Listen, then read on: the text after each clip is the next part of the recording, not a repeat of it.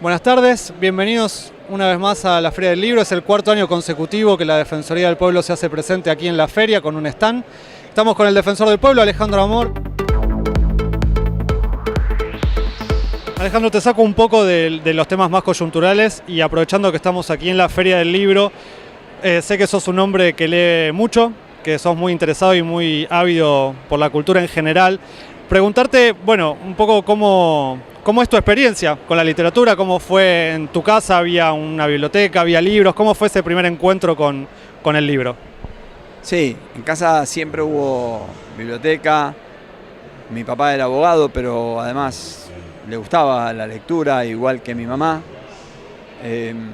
Predominaban determinados tipos de libros, naturalmente. En términos generales podemos decir que una parte importante de la biblioteca eran libros de derecho y la otra parte importante eran libros de política. Pero también es cierto que tuve una muy linda experiencia y estoy agradecido en la vida en la secundaria de poder haber tenido la posibilidad de tomar un encuentro rápido con textos que a esa edad te resultan bastante difíciles de comprender. El primer libro que leí en mi vida importante, digamos, fue Adán Buenos Aires. No porque antes no hubiera leído, porque a lo mejor te daban El Principito, te daban otras obras que eran propias de cuando uno es joven. No quiero nombrar otras porque si no salta la edad, digamos, pero... Claro. Bueno, tengo la suerte de ser compañero de quien escribió la segunda Juvenilia, que en realidad tiene que ver con todo lo que nos pasó en el proceso militar en el colegio. Y a partir de ahí tuve una suerte también de contar con una persona, Amelia Podetti, que me ayudó muchísimo y me dio la posibilidad de ir conociendo también distintos textos. Yo recuerdo que tenía casi una obligación de leer un libro por mes. Y bueno, entre el colegio y lo otro, la verdad que era bastante más que eso. Cualquiera de nosotros... cualquier estudiante secundario lo leyó a Borges, a Cortázar, a Benedetti, a García Márquez, a Vargas Llosas, a Alejo Carpentier, cualquiera, digamos, de los autores o nacionales o latinoamericanos, y después también autores de lo que es la literatura universal. El Dante, por ejemplo. El Dante, que lo releí hace poco, circunstancialmente, la Divina Comedia. Pero realmente sí, una experiencia muy, muy fuerte para mí. Te da una formación, te va dando un orden. Yo soy un gran admirador de Marechal, pero soy un admirador, digamos, creo que Borges es un escritor extraordinario. Uno puede tener una opinión política sobre él, pero la verdad que lo que yo analizo es su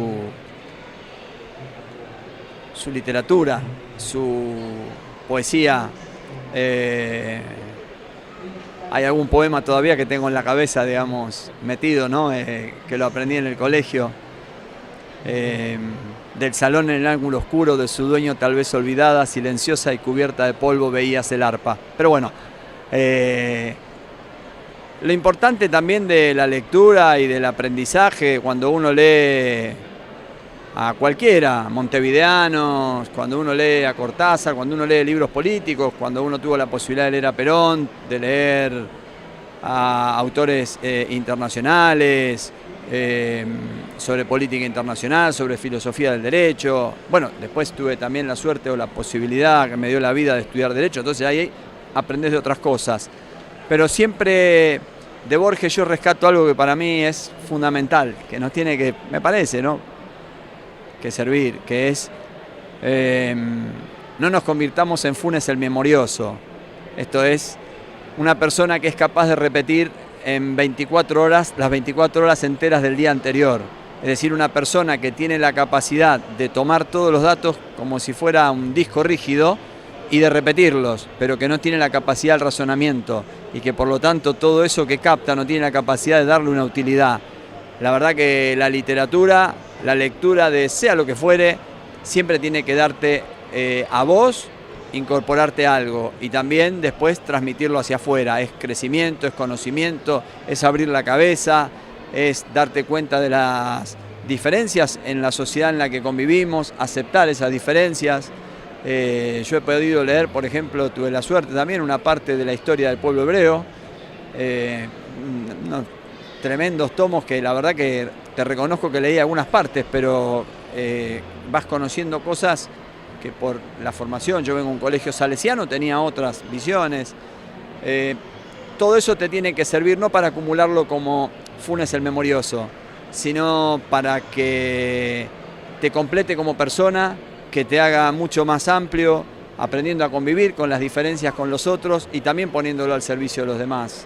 La verdad que la literatura y el conocimiento es la base del desarrollo de la sociedad, y ponerse y meterse de cabeza y zambullirse. Yo ahora me leí toda la saga de Safrón, La sombra del viento, El laberinto de los espíritus, digamos. La verdad que novelistas de esas características, o Murakami, por ejemplo, son autores extraordinarios que te mueven la cabeza, te la zarandean, pero te tiene que servir para que entiendas el origen de ellos, por qué escriben esas cosas, a quién se la escriben, qué es lo que buscan y cómo colaborás vos, cómo sirve para que vos aportes en esta vida que estamos todos juntos.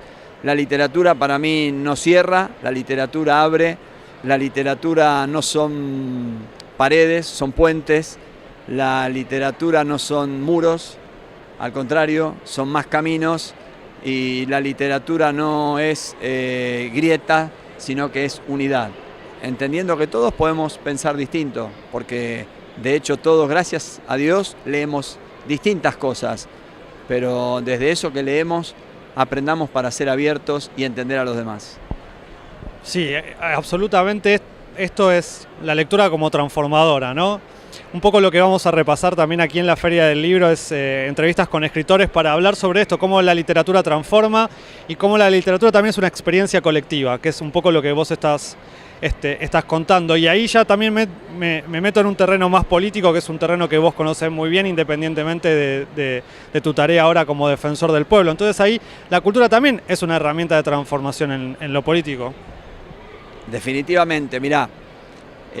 Yo soy una persona que todo lo que es política trato de leerlo de los autores que fueron actores de la política. Por ejemplo, de lo último que he leído, China, de Henry Kissinger, el Nuevo Orden Mundial, también de Kissinger. Ahora estoy leyendo La Segunda Guerra Mundial, de Winston Churchill, que es impresionante, porque realmente es impresionante. He leído de Mao Zedong, las obras completas de Mao también, tuve la suerte. Es entenderlo, por supuesto vos me podés decir, está cargado de subjetividad porque él participó en esos eventos. Bueno, pero también cuando lo escribe una persona que es ajena y que lo está escribiendo sobre él, también tiene la subjetividad propia de él y está bien, la vida es así.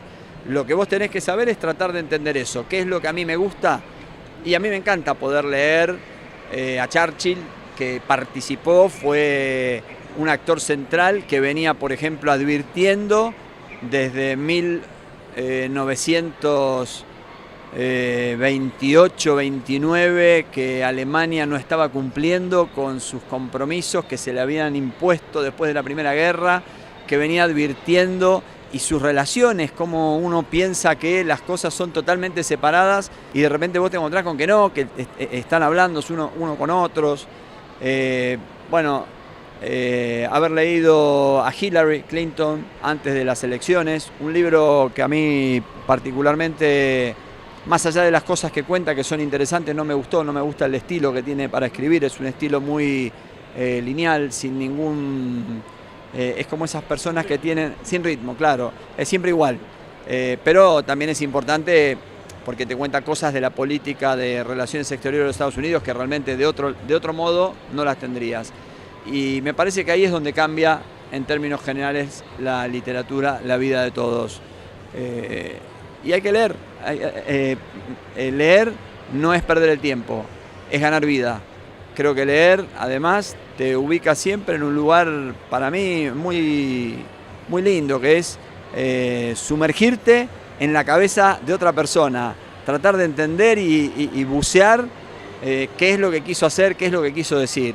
Y después poder vos contar, que va a ser seguramente de una manera muy distinta o a lo mejor bastante distinta a lo que él quiso hacer, pero hacerlo.